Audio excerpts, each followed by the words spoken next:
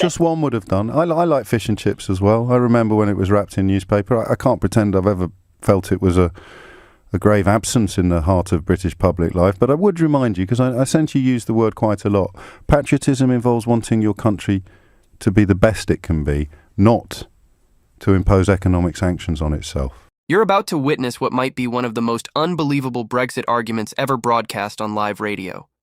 At first, it sounds like a confident defense of leaving the European Union, but within minutes, the reasoning begins to fall apart in a way that's almost impossible to ignore.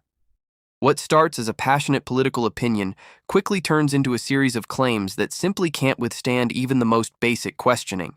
This exchange has become a perfect example of how emotion, nostalgia, and personal frustration can sometimes outweigh facts in political debates. And as the conversation unfolds, you'll see just how difficult it becomes to defend a position when the evidence doesn't match the argument. Before we dive into the full story, comment where you're watching from and don't forget to like and subscribe so you don't miss the next one. Let's get straight into it.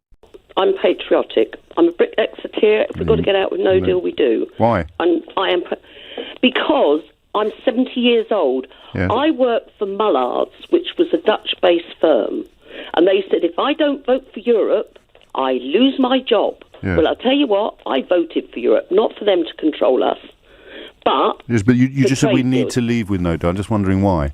I've lost my job anyway because it closed down in the end. Yeah. They went from one company to another. So I'm sorry. So why does that mean why does that mean the whole country has to leave with no deal? I'm very sorry that you lost your job, but why would that make you vote for a policy that will mean lots of other people lose their jobs? We have had bad times in this country and we've had good times, and I've gone through the lot, and we've come out on top because of character. He's right.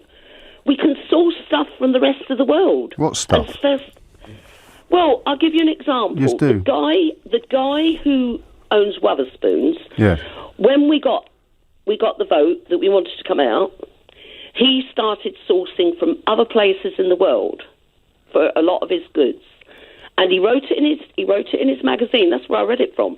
Yeah. And he said he sourced goods. I think it was brandies, all sorts of spirits. Was it cheaper than what he was getting from the European Union? And it was just as good. So why wasn't he doing? You realise he was doing that before we left? Because we were part of Europe. Yes, but we still are. So why couldn't he have done that? We've been conned. Christine, just pause for a little moment, if you would. I'm going to take what you've said on trust. I'm sure that he did manage to secure... Well, bring him on, interview him. Absolutely, I will. I don't need to. I've got you here to represent him, but he's more than welcome to ring in, just as everybody else is. So your evidence that it's a good idea to leave is that he found cheaper drinks before we left. And he passed it on. Well, they were all preparing if we left Europe. But Christine, just again, I'm sorry, but you have to just reflect for a moment on what you've just said. We have to leave so that Tim Martin of Wetherspoons can do something he's already done. Yeah, because he did it to prepare for if we had a he could do it. Christina, I'm going to labour this point, and I do apologise because it's not going to be pretty, but we're still in the European Union. We are at the moment. And he did this thing you're telling me we have to leave the European Union to do. No, what he says is an example of all the Ramonas who keep saying this is going to happen. No, Christine, stop using insulting language. Okay, I won't use that. He has done something. I've been insulted some of Brexit. Well, I'm very sorry to hear that. But here's the thing, Christine. If this is the example you want to, if this is the bridge that you want to build, you've just told me that he's already done it. Yes, because he's preparing for it. Yes, but he's already done it, and we're in. He has. So we're in the European Union, right? Yeah, we are at the moment. And he's already done it. Yes, because he foresaw the future. Yes, so here's the question, Christine. Why do we have to leave to do something we could do while we were in it? Because they're still controlling us. They've got no respect for this country. I've seen some of the things that have been going on. Go on, tell me. I love Britain. I love what it represents. I love what it gives to the rest of the world. Well, you've hated it since 1975, though. Pardon? You've hated it since 1975. No, because we weren't so controlled then. So what are the controls come in? So talk me through. Actually, no, I'm not going to let that go, Christine. I think you need to take on board what you've said on national radio. Yes, I am taking taken on board. You've because said I was so furious when I was listening to it. we have to leave the European Union because Tim Martin has done something while we were still in the European Union. He did it because he prepared for us leaving, like a lot of other But countries how have could done. he do it if we weren't allowed to do it because of all those controls? Well, you'll have to get him on. I'm only going by what his magazine said. But you must understand what you read. How could he do it if we're not allowed to do it? Well, I don't know. I'm not a big businessman. No, well, but I was impressed with what he said. But if you find 100 big businessmen, between 90 and 95 of them will tell you that we're making a terrible mistake. Why have you chosen to believe this businessman? What about Mark Carney? While not understanding what he's done. Mark Carney has turned around. He was someone who said if we leave Europe, we're going to go down the ban. But he's changed now. He hasn't From changed. what I've heard on, has been reported on the radio. Christine, again, he hasn't changed. And Mark Carney was the person the morning after the result who enacted economic policies specifically designed to minimise the impact of what he warned us against. Well, I'm sorry, I don't agree with you. I really do Which not bit agree don't with you you, agree James. with, Christine? Which bit don't you agree with? I don't agree with the fact that we are not going to be able to trade with the rest of the world. But you just heard this morning from the Secretary-General of the International Chamber of Commerce for the UK. Of course, we'll still be able to trade, but it will cost us a lot more to do so, and we won't be able to trade freely come November the 1st with anybody. That's not an opinion, Christine. That's a matter of fact. But haven't we heard a lot of things like this from a lot of these top people? No. And then they've turned round and said that this isn't going to happen and that's not going to happen. Well, again, Christine, could you give me an example? We were told Yes. tablets, pharmacy. We weren't going to get this. We weren't going to get that. But Christine, we haven't left. No, but they are able to source from other places. Yes, but not under free trade agreements. Well, I think, I'm sorry. Why do you keep saying sorry? Well, no, all right, I don't apologise for wanting to be a Brexiteer. I don't What do you think that apologise for means? wanting to get out of Europe. I'm going to ask you again back to the original question. Do you understand now why what you said about Tim Martin was a bit silly? No, Okay, I don't. let me try again. The things You will not get me to say that. You will not get me to say that. Okay, well, not silly then. But do you understand that he did the things you described? He went and he sourced other places while we were still in the European Union. Well, so because he could we have made done a that. vote, He could we have. made a vote to come out. Yes, but we're still in. So anything he Not has. at the moment we are. Yes, and he's done this thing that you describe in such impressive terms. This thing he's done that convinces you it's right that we should leave. He did it while we were in. Right. Okay. How come we source all our metal to China if we're not allowed trade agreements? Pardon? If we're not allowed trade agreements for the rest of the world... No, who said we're not allowed trade agreements? Well, that's what you said's going to happen. No, I said on November the 1st we won't have any. And Well, I'm not an expert on metal trading, but I'm pretty sure we don't trade freely with China. Well, That there are tariffs in place. yes, but it hasn't harmed us, has it? Pardon? It hasn't harmed us having trade agreements with China. We don't have any Europe. We don't have any trade agreements with China. Well, I'm sorry. Why do you keep saying sorry, Christine? Because you're getting annoyed at what I'm saying. I'm not remotely annoyed. I'm sorry if I'm upsetting you. I'm not even upset, Christine. I'm just. I think the word I would use is frustrated. No, I feel incredibly sorry for you. Well, you don't have to. No, I know I I'll tell don't you have what, to. I'm a very strong person. I'm sure you are, but I know you don't have to feel sorry for me, and you don't have to feel sorry for a lot of the people I know who I don't want have out. to. I choose to feel sorry for you because you have believed a farrago of lies, and you've come on the radio to explain that you voted for lots of people to lose their jobs because you lost yours. No. Yes. No, I Yes. don't want people to lose their jobs, but that's what's going to happen. If we go forward, I'm sure that a lot of people will be proved wrong. Right. But you realise these aren't opinions. These aren't November the 1st. We have no trade agreements. At the moment, we have agreements with 120 different countries. And where? What? All in Europe? Obviously not. The European Union has all sorts of trading agreements with countries outside the European Union, which is what we will be on November the 1st. Well, I can't What see do you it for think's a lot going? of other people. What do you think's going to get better? What do we're you going think? to have control of our country back. What control of what, Christine? What's the thing we can't currently control that most frustrates you?